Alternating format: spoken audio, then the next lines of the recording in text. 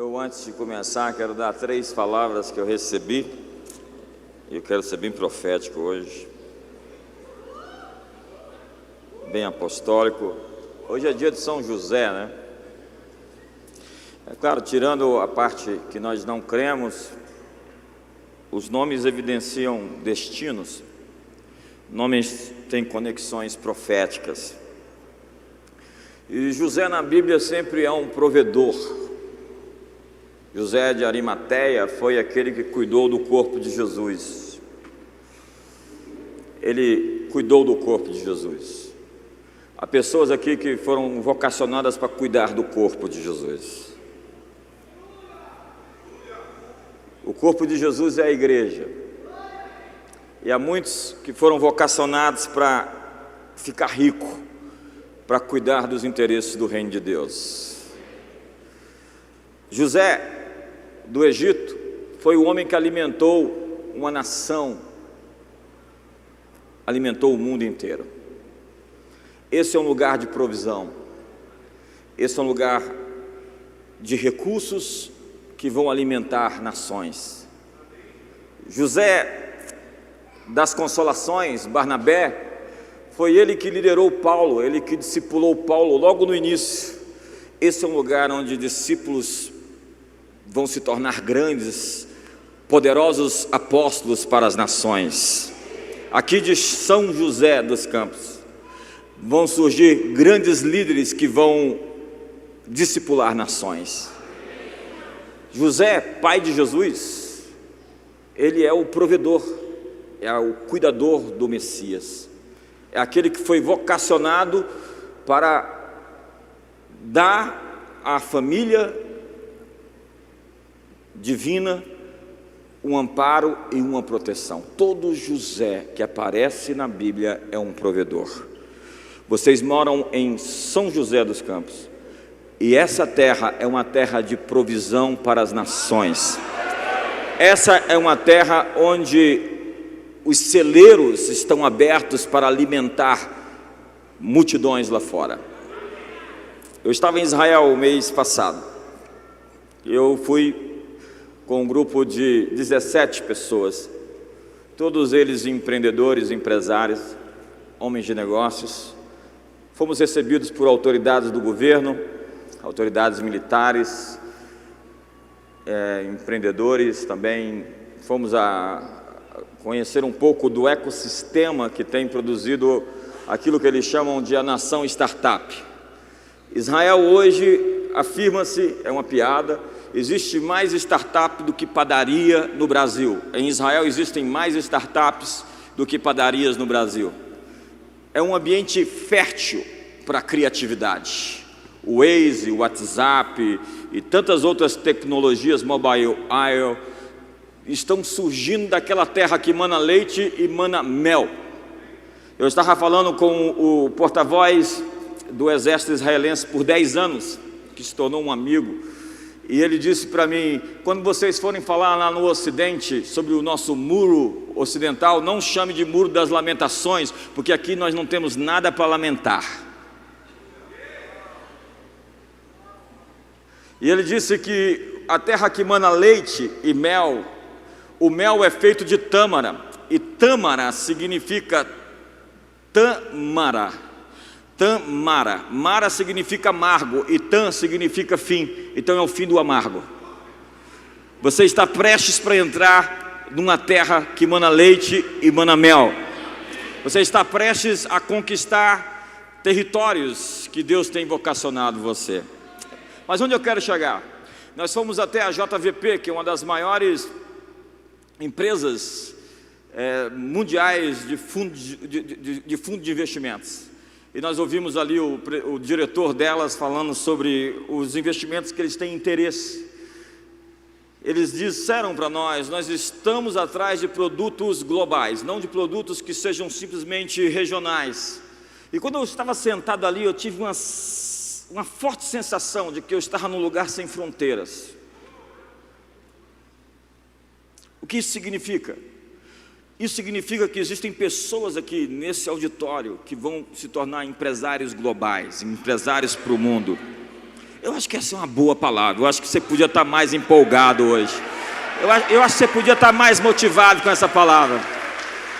Eu sinto que Deus está abrindo fronteiras para o seu negócio. Quantos acreditam nessa palavra? Ei, se tem algo mexendo dentro de você, essa palavra é para você. Eu estava sentado ali e me veio uma forte sensação, um lugar sem fronteiras. Diga para a pessoa do seu lado, você está num lugar sem fronteiras. Eu estava vindo de Guarulhos para cá, e um empresário que fundou uma empresa de tecnologia na igreja anos atrás e que tem se tornado um dos maiores financiadores do nosso ministério, me mandou uma mensagem com um depósito que ele fez na conta da igreja. Ele inventou um produto e ele tomou o mercado. A igreja é um lugar de empoderamento. A igreja é um lugar de criatividade. A igreja é um lugar onde as pessoas sonham. José sonhava na casa do seu pai. Quando você está na casa do pai, você sonha. Depois que você sai da casa do pai, você interpreta o sonho dos outros. Esse livro, Metanoia, ele tem se tornado mais do que um livro, ele tem se tornado uma cultura. O que é uma cultura? É uma mensagem que você prega e ela fica sustentada. É uma mensagem que fica sustentada por muito tempo. Eu estou criando até um programa. E uma das mensagens desse programa é: meu nome é José. Por quê? Porque eu sou um intérprete de sonhos. Eu não preciso ser o primeiro, eu quero ser somente o segundo. Eu quero ser o pai de Faraó. Eu quero ser aquele que vai falar no ouvido dos governadores e dos presidentes. Eu quero ser aquele que vai soprar os conselhos de Deus nos corações, nos ouvidos daqueles empreendedores que vão ganhar o mercado e saquear o inferno e fazer uma grande transferência de riquezas para o reino de Deus.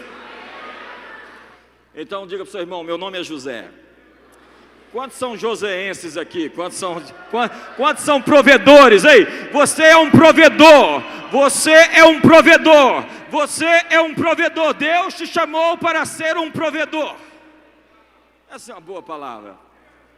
E a terceira palavra que eu recebi ali sentado é que você está lutando as batalhas que você nasceu para vencer. Sabe, todos nós estamos enfrentando inimigos hoje. Mas Deus nunca te leva para uma batalha que você não está pronto para vencer. Quando o povo saiu da terra prometida, saiu do Egito para a terra prometida, eles não foram pelo caminho dos filisteus, porque Deus não queria que eles enfrentassem um inimigo que eles não estavam prontos para enfrentar. Os filisteus seriam um inimigo posterior, quando eles estivessem sendo treinados, equipados para aquele outro momento. Se você está enfrentando uma batalha, é porque você já é suficientemente capaz de enfrentar esse inimigo. Deus já te empoderou, já te capacitou para vencer esse inimigo. Deus não vai te levar para uma guerra que você não esteja com as ferramentas prontas para vencer. Esse lugar é como um hub. Você sabe o que é um hub? Um hub é um lugar onde as pessoas chegam, se abastecem e saem. Um aeroporto é um hub. Você chega, abastece e segue destino. Esse é um lugar apostolicamente onde as pessoas chegam e se abastecem. Você vai ver o que existe nessa cidade: a Embraer, o ITA, parques tecnológicos. O que está emergindo da terra está influenciando o Brasil. Você está num ambiente de criatividade.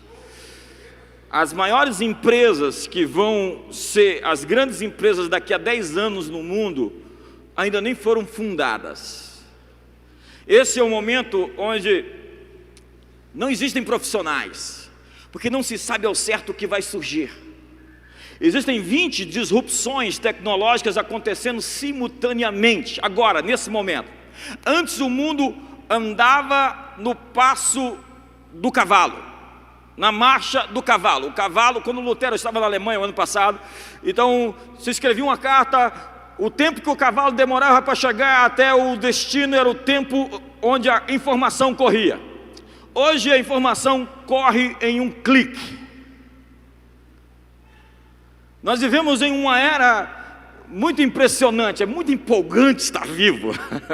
Quantos se sentem empolgados de estar vivo nessa época? Eu sou muito empolgado com o futuro, porque eu vi o futuro e gostei do que vi, estou correndo para lá. E nós temos uma vocação e um propósito, porque José tem que se tornar Zefanete Paneá. Existe um manto de Zefanete, um manto de governo para essa cidade. Existe um manto de autoridade, porque a missão dada por Jesus à igreja não foi simplesmente para levar as almas, algumas poucas almas do inferno. É mais do que isso, é mais do que garantir férias no céu eternamente. É mais do que simplesmente desenvolver dons e talentos. É mais do que ficar cheio do Espírito Santo falando em línguas. A missão dada por Jesus aos apóstolos foi fazer discípulos de todas as nações, batizando-os em nome do Pai, do Filho e do Espírito Santo. E quando você vai entender um pouco mais desse texto, você vai entender o que é a igreja.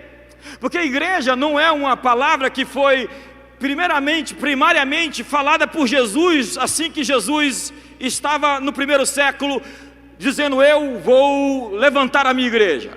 Igreja é uma palavra que existia nas cidades-estados gregas, como a Macedônia, a Esparta e Atenas.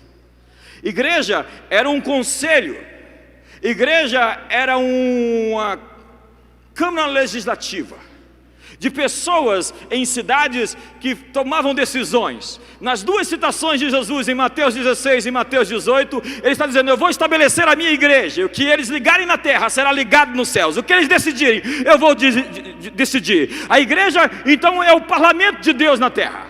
Quando nós nos reunimos aqui, nós nos reunimos para decidir. O que nós ligarmos será confirmado. O que nós batermos o martelo, Deus vai dizer sim e amém.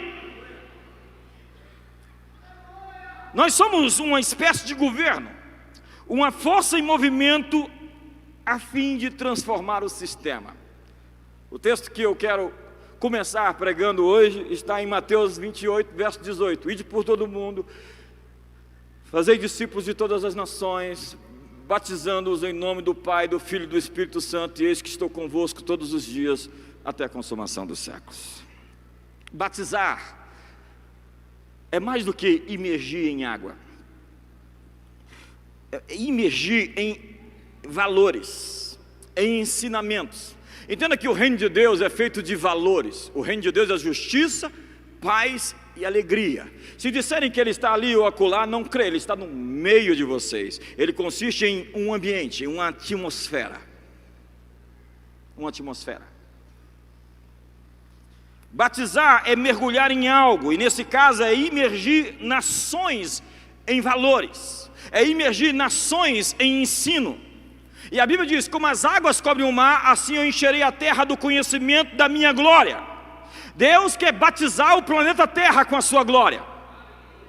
Essa é uma ótima palavra. Deus quer visitar o planeta Terra com a sua glória. Como as águas cobrem o mar, eu encherei a terra com o conhecimento da minha glória.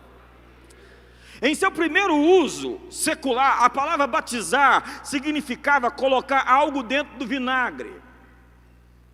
Um ambiente que penetra e transforma aquilo que está dentro. Entenda que quando Deus disse para Daniel fechar os selos, é porque existem mensagens que não estão disponíveis para determinadas épocas. Os selos foram fechados porque as pessoas não poderiam entender alguns tipos de mensagens em determinados períodos da história cristã. Mas os selos estão sendo abertos, porque o entendimento das pessoas está preparado para receber aquilo que Deus quer fazer hoje. Eu estou orando para os selos serem abertos hoje. Eu estou orando para que o livro seja aberto. Se você está interpretando o futuro de modo que você fique passivo ou com medo, você está ouvindo Deus errado. Isaías 60 diz que o aumento da escuridão no mundo é um sinal para que a nossa luz aumente. Estou dando tempo para você pensar. Enquanto as trevas cobrem a terra, sobre vocês está nascendo gloriosamente, resplandecentemente a glória do Senhor. Deus está dizendo: a luz de vocês vai brilhar. Esqueça a velha mensagem da fuga ou do esconder-se, do deixar-se para trás. Quando as trevas aparecem, é hora de brilhar. Eu tive muitas experiências com Deus ao longo desses 30 anos de jornada. E às vezes que eu vi Deus aparecer de maneira mais forte, foi quando o diabo estava visivelmente presente. A maneira que eu vi a luz brilhar estrondosamente foi quando as trevas eram densas. Ei, o diabo não é páreo para Deus. Seja qual for a circunstância e situação que esse país está vivendo, a luz está brilhando, o sol da justiça nasceu, as trevas não prevaleceram contra a luz. Existe uma resposta de Deus, e essa resposta está aqui dentro hoje. Essa resposta tem o seu nome. Você é a resposta de Deus para essa geração. Não se pode ser a resposta enquanto se for o problema. É um privilégio viver nesse tempo. Nós dizíamos assim: nossa, eu queria viver naquela época de Moisés, eu queria viver naquela época dos discípulos, eu queria viver naquela época de Gideão. Eu acho que eles é que queriam viver essa época que a gente está vivendo. Nós dizíamos assim: nossa, quando eu chegar lá no céu, eu quero ver Paulo, eu quero ver Pedro, eu quero ver os apóstolos. Não, eles estão querendo ver essa geração que vai virar o mundo de cabeça para cima. Ei, me ajuda aí se você faz parte dessa geração. Só eu que estou empolgado aqui hoje. A glória está crescendo, e eu quero lhe informar que todas as coisas na sociedade vão ser balançadas. Você acha que está balançando? Você não viu nada. Você acha que está tremendo? É porque você não viu nada. Jesus disse: o príncipe desse mundo foi expulso. O Pai Nosso diz: porque teu é o reino, o poder e a glória para sempre. As pessoas hoje veem a besta, a terra sendo abalada, e vai dizer: é a besta, o anticristo, o falso profeta, 666, 333. 333 é outra coisa. No primeiro século, os demônios nunca se manifestavam, sabia? Não havia manifestações demoníacas. Eles não tinham ninguém para perturbar eles. Eles estavam presentes, mas raramente apareciam. Como naquele conto de C.S. Lewis, Cartas do Diabo ao Seu Aprendiz. Nossa estratégia para o momento era ficar escondidos. E o diabo tenta se esconder até que ele seja descoberto. Quando Jesus chegou, os demônios começaram a gritar. A unção ativou os demônios. Você está vendo o mundo hoje parecendo perturbado, não porque os demônios estejam fazendo algo, mas porque o Espírito de Deus está fazendo algo. Esses demônios sempre estiveram presentes, só que agora estão sendo desmascarados. Eu gosto tanto do texto de Hebreus capítulo 12, que é a citação de Ageu capítulo 2, que diz assim: aquele cuja voz abalou então a terra, agora porém promete dizendo: ainda uma vez por todas farei abalar não somente a terra, mas também o céu. Ora, essa palavra ainda uma vez por todas significa a remoção dessas coisas abaladas. Eu vou repetir para você: significa a remoção dessas coisas abaladas. Eu vou repetir mais uma vez: a remoção dessas coisas abaladas, para que as coisas que não são abaladas permaneçam.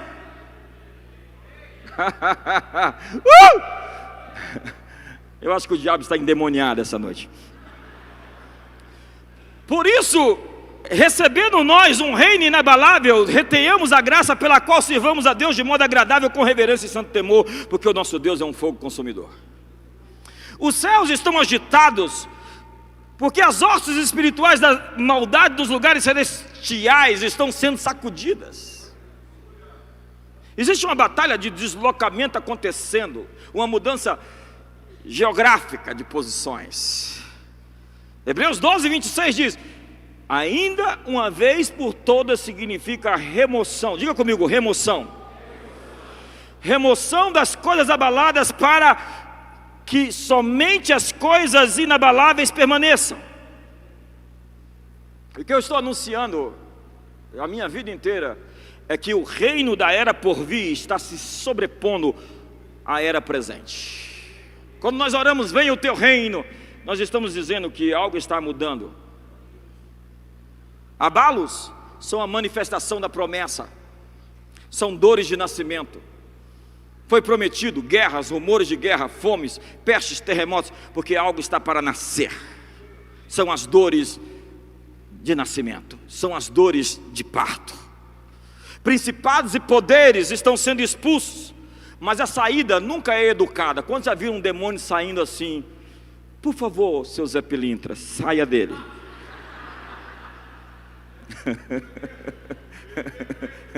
Demônios não saem educadamente.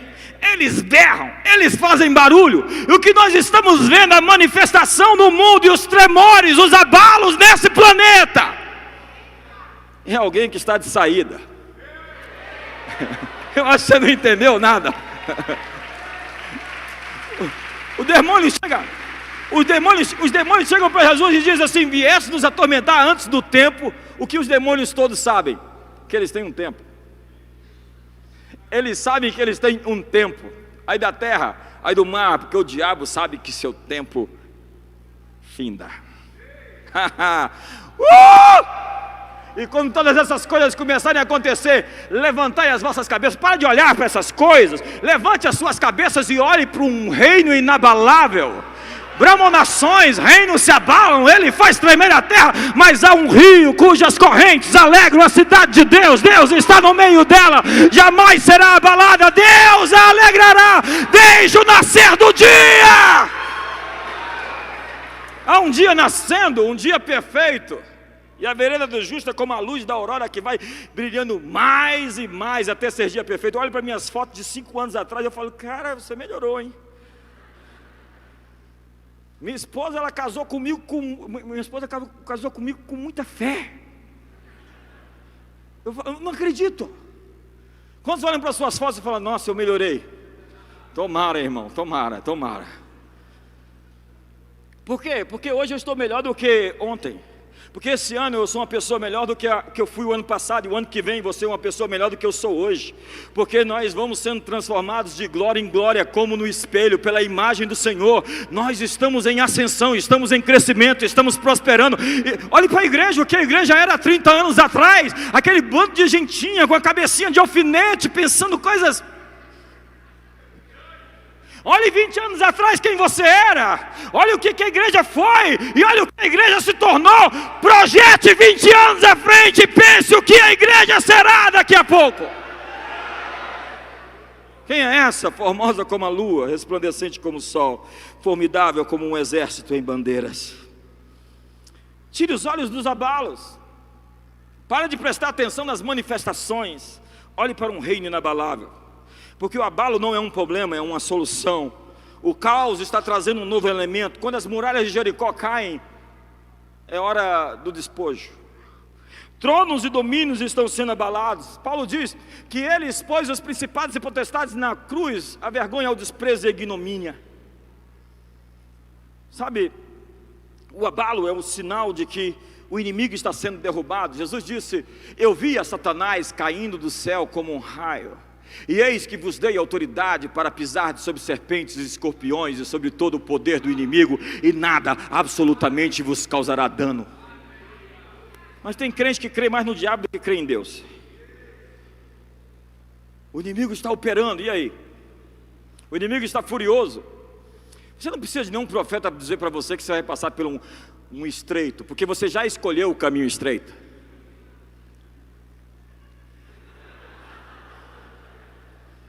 Os profetas estão... O inimigo está com raiva, ainda bem. Se eu estivesse feliz, eu estava preocupado.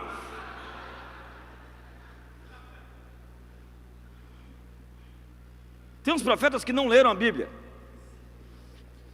Deus definitivamente não vai dizer com quem você vai casar, porque essa é uma escolha sua.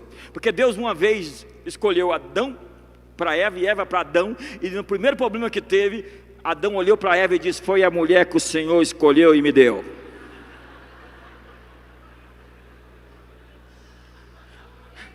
Eu falei para Deus: Deus, escolhe uma mulher para mim. Deus falou: deixa de ser estúpido. E se tem um profeta que pega a sua mão e põe a sua mão na mão de outra, e essa, eis que te digo, meu filho, é a varoa. Elimina o profeta.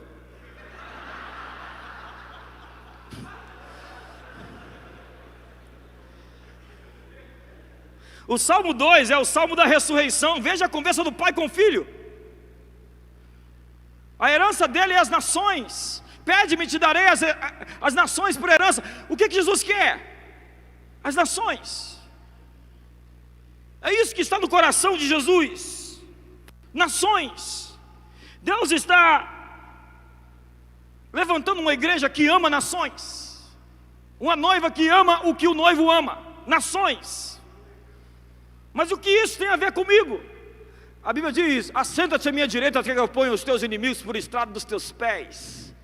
Governa no meio dos teus inimigos. Governar no meio dos teus inimigos é receber as chaves dos portões de influência, porque a igreja tem que estar onde os portões do inferno estão. Onde estão os portões do inferno hoje? Eu posso sugerir a vocês: estão em Hollywood. Toda a nação está sendo discipulada por alguém. Jesus nos disse: vai lá e discipula o Brasil, vai lá e discipula as nações. Mas quem está discipulando nações hoje? O Islã está discipulando nações. Eles intencionalmente querem tomar a Europa. Eles trabalham para isso, discipular as nações. Hollywood tem uma agenda de discipular as nações. Os 2 melhores filmes do Oscar trazem uma agenda clara do que eles querem, do que eles pretendem para as nações. Quem está no topo da montanha define as regras. A sociedade não é transformada de baixo para cima, senão de cima para baixo por formadores de opinião. Foi isso que aconteceu quando nações foram transformadas e ganhas para o Evangelho. Formadores de opinião começaram a entregar seus corações para Jesus. Aleluia.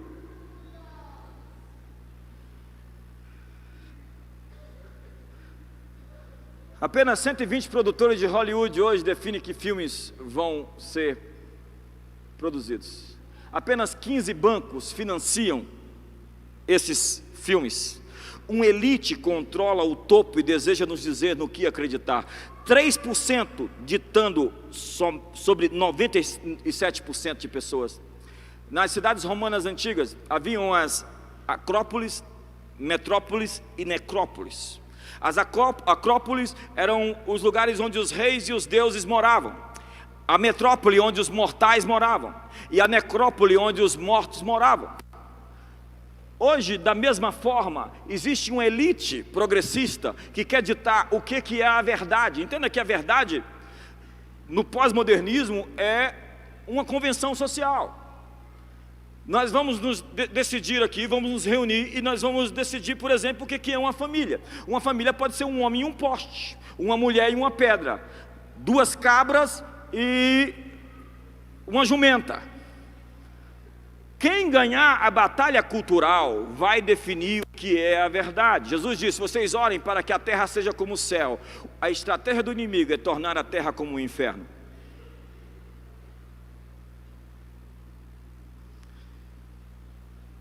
Hoje eles querem nos dizer que quem é legal e quem não é legal. Eles estão dizendo aos nossos jovens que ser legal é ser gay. Eles estão redefinindo moralidade e o que é a verdade. E isso vai passar pela mídia, pela arte, pelo entretenimento, pelas 7 modeladores culturais: governo, economia, família, religião. Toda nação está sendo discipulada por alguém. Os sistemas de princípios de uma nação foi iniciado por alguém. Nosso sistema educacional foi discipulado por Rousseau. E é por isso que está essa confusão toda no Rio, porque diz: o ruim é o sistema. O malandro, o bandido, é simplesmente um revolucionário, coitado, vítima de um sistema opressor. Coitado do traficante, coitado do bandido, o sistema o fez assim. Leva para casa. Em Mateus capítulo 13, a Bíblia fala sobre o joio e o trigo. À noite a Bíblia diz que o inimigo plantou pessoas, plantou o joio. O joio se refere a pessoas plantadas por Satanás. Quando o diabo tentou Jesus, ele disse: esses reinos me foram dados e eu dou a quem eu quero. Ele mostrou para Jesus os reinos e diz: eu dou esses reinos a quem eu quero. Ele está dizendo: eu posso empoderar pessoas em posições de autoridade, pessoas com a minha agenda, pessoas que vão fazer aquilo que eu quero fazer. Entenda que isso é só uma cópia, porque a grande neurose obsessiva do diabo é imitar a Deus. O que a Bíblia diz? Que Deus quer colocar pessoas em evidência, filhos, para que os homens glorifiquem vosso Pai Celestial pelas vossas boas obras. Não se esconde a cidade iluminada, não se esconde o candeeiro debaixo do velador. Deus está escolhendo pessoas a fim de empoderá-las e levantá-las para que eles possam avançar com a agenda do reino de Deus. Se a sua empresa é um negócio cujo Deus é o sócio majoritário, pode vir tremor de terra, abalo econômico, mas a sua empresa vai ficar firme, vai ficar forte e vai se manifestar no mercado como uma força irresistível de vitória. Enquanto estamos dormindo, Satanás plantou pessoas que estão destruindo esse país. O joio está governando. Agora entenda, Judas Iscariotes foi substituído. A Bíblia diz: tome outro o seu ofício, amou a maldição, ela o apanha. Saul foi um mau governante, Deus o trocou por Davi. O favor, ele mudou de endereço. Você lembra de Elias? Ele se esconde na caverna e pede a morte, e Deus fala: vai lá e unge Azael, rei da Síria. Vai lá e unge Jeú, rei de Israel, e unge Eliseu, profeta, em seu lugar. Só que quem ungiu Azael, rei da Síria, e quem ungiu Jeú, rei de Israel, foi Eliseu e não Elias. Elias teve uma saída honrosa, mas outro cumpriu aquilo que ele foi chamado para fazer. Você é insubstituível como pessoa, mas não no seu chamado. Há pessoas que estão assumindo lugares de outras pessoas que não fizeram aquilo que devia fazer. Há juízes que não estão promovendo justiça, e Deus vai trocar esses juízes por outros juízes. Há empresários que roubaram esse país, e Deus vai devolver, vai trocar das mãos de alguns que estavam se prostituindo com o governo. Outros vão entrar nesse lugar. Há uma transferência de posição, há uma transferência de riqueza. Entenda que todo juízo econômico sobre uma nação é porque Deus quer modificar onde a riqueza vai parar, nas mãos de quem. Se a economia está sendo julgada, é porque Deus está escolhendo outras pessoas onde o dinheiro vai chegar. Eu espero que essas mãos estejam aqui hoje, onde você vai ser fiel administrador daquilo que Deus te entregou. Você vai ver um texto tão poderoso em Isaías 22. A Bíblia fala sobre Sebna, o guardião dos tesouros reais. Ele é o mordomo, é o escrivão. Ele tem as chaves. E esse texto diz: eu tenho as chaves de Davi, que abre e ninguém fecha, fecha e ninguém abre. Essa chave estava na mão de Sebna.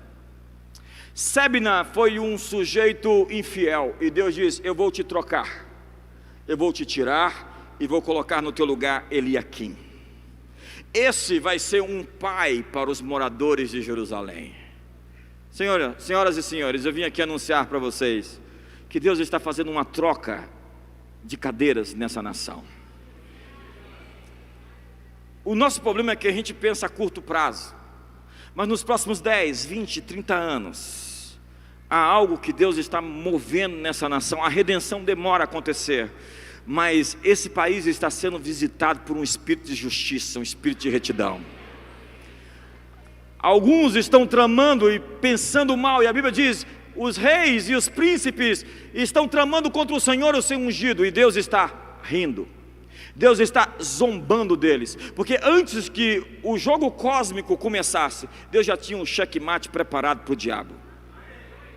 Deus estava pronto para todas essas guerras. Todas nós que viemos a esse mundo, trouxemos conosco um ticket de bagagem. A Bíblia diz que Deus nos deu, a Bíblia fala em Efésios 2, verso 10, que Ele nos deu uma vocação, um trabalho, para que nós pudéssemos operar boas obras antes da fundação do mundo. Antes que você viesse aqui, Deus te deu um ticket de bagagem que você tem que reclamar. É a sua herança.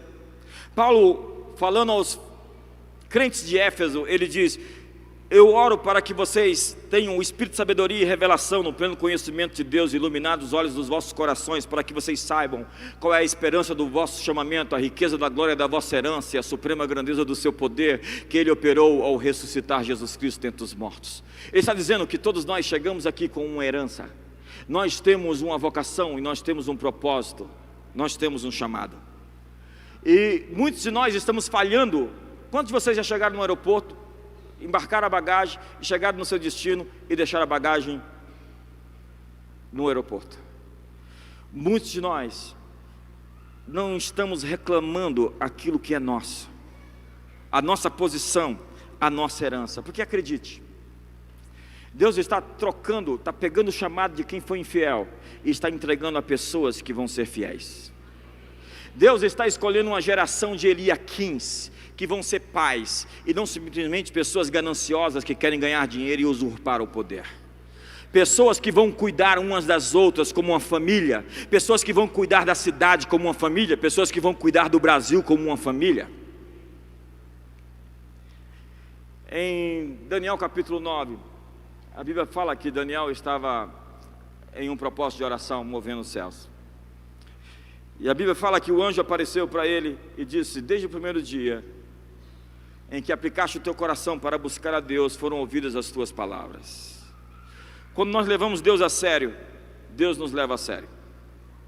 Daniel estava abalando os céus, ele estava revirando os céus, porque Deus sempre usa pessoas frustradas.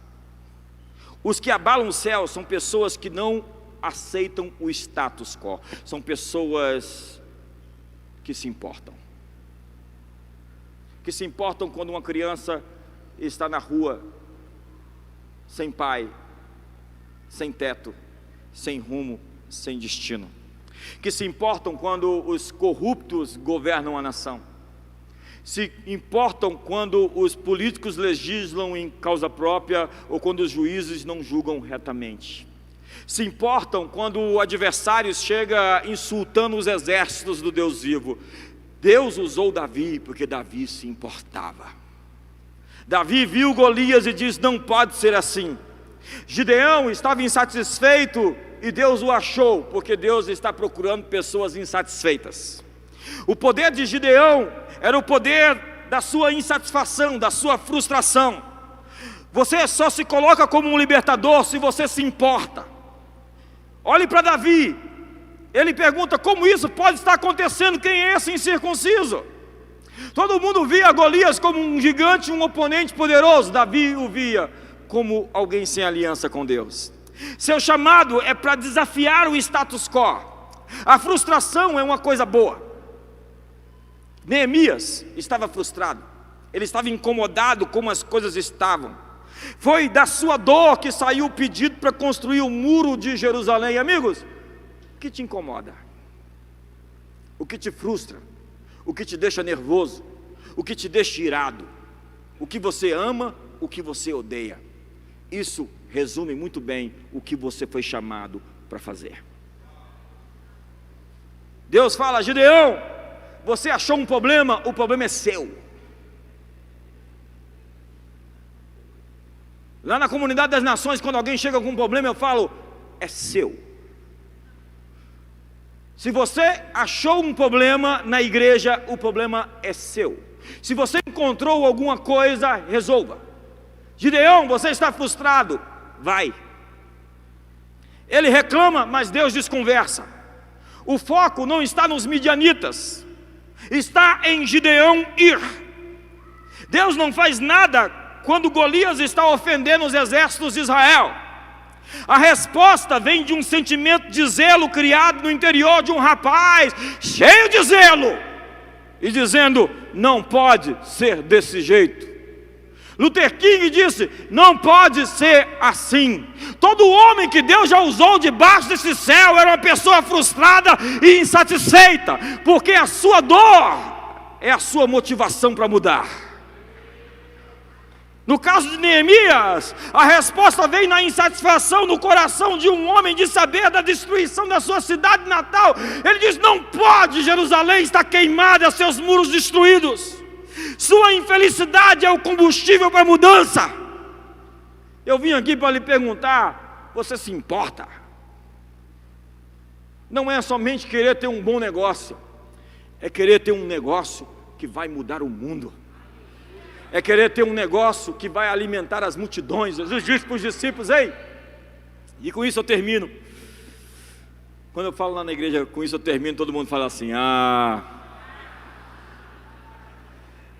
Então com isso eu termino. Dá-lhes voz de comer. Alguém diz assim: tem um problema, as pessoas não têm o que comer. Achou um problema? Ele é seu. A partir de agora, amigo, você achou um problema? Para de murmurar, para de criticar, para de achar um culpado. Você é o culpado e você é a solução. A lâmpada está queimada, o problema é seu. Vai lá e aciona alguém para resolver, porque é um problema seu. Porque nós somos uma comunidade, vivemos em comunidade, o Pai é nosso, o pão é nosso, a comunidade é nossa, o chamado é nosso. Nós estamos aqui para resolver os problemas, porque nós não somos o problema, nós somos a solução. E ajuda quem não atrapalha. Jesus disse: dá-lhes voz de comer. Eu imagino que um dos discípulos fez uma gargalhada assim. Ele está contando uma piada para a gente.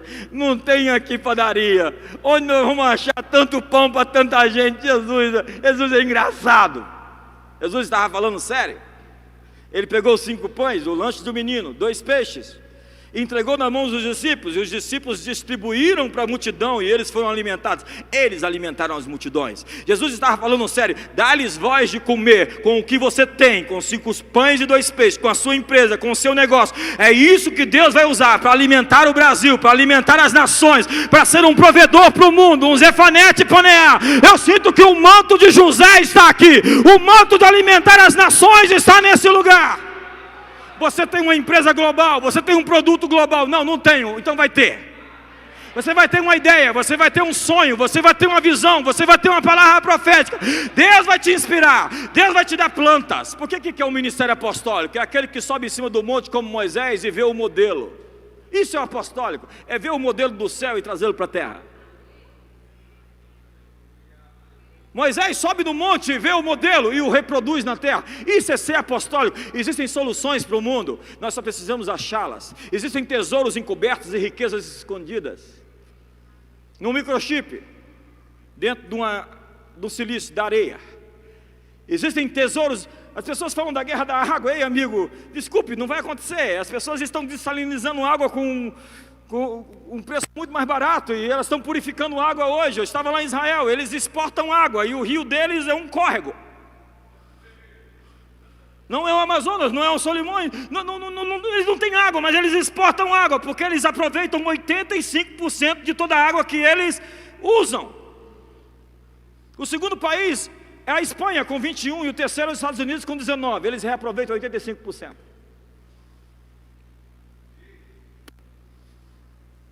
Existem tesouros encobertos, existem riquezas escondidas, e nós estamos à procura de achá-las. Quantos vão achar essas riquezas? O pastor Carlito falou para vocês sobre um voo livre. Eu vou lhes falar sobre um oceano azul.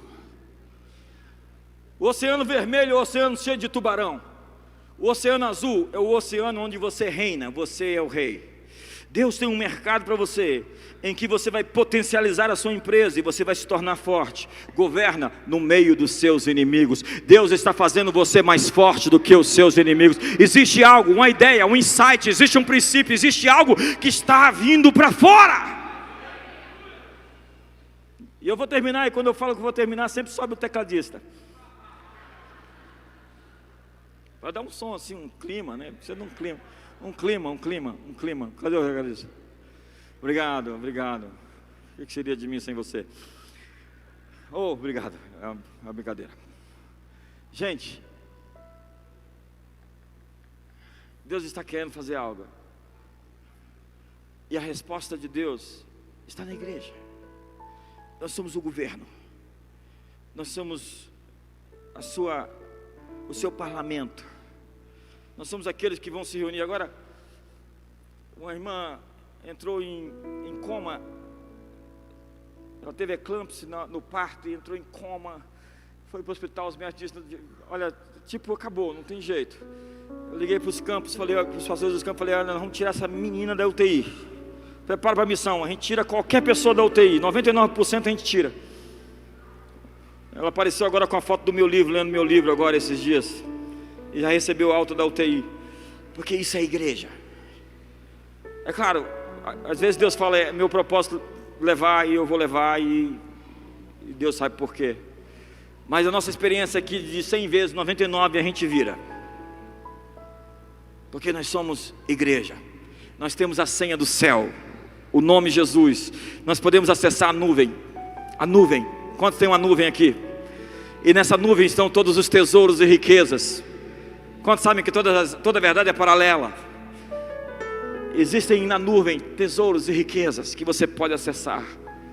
E eu vou terminar falando o que eu disse ontem para a comunidade das nações. Gente, a gente tem que acabar com esse negócio de brincar de religião. Acabar com esse negócio de brincar de igreja. Ou a gente leva Deus a sério, ou a gente leva Deus a sério. Porque no momento em que você se dispõe a pegar 21 dias de jejum e de oração e mergulhar, sabe, a vida cristã ela é ruim, sabe para quem? Para quem vive no raso, para quem vive na margem, o marginal da fé. O marginal da fé não prospera, não cresce, não vinga. Mas se você mergulhar fundo, se você for fundo com Deus, Deus vai mais fundo com você. O quanto mais alto você for com Deus, mais alto Ele vai com você. Onde você for, Ele vai com você. Eu falei ontem na igreja, que eu falei, Deus, nós sofremos 2 perdas esse mês. Eu falei, Deus, eu quero a minha restituição essa semana. Eu dei data para Deus me dar a restituição. E eu estava tomando banho, não sei porque que Deus fala comigo quando eu estou tomando banho. Ele falou, eu vou dar a sua restituição, mas não vai ser nessa semana. Do mesmo tom que eu falei com Deus, Ele falou comigo.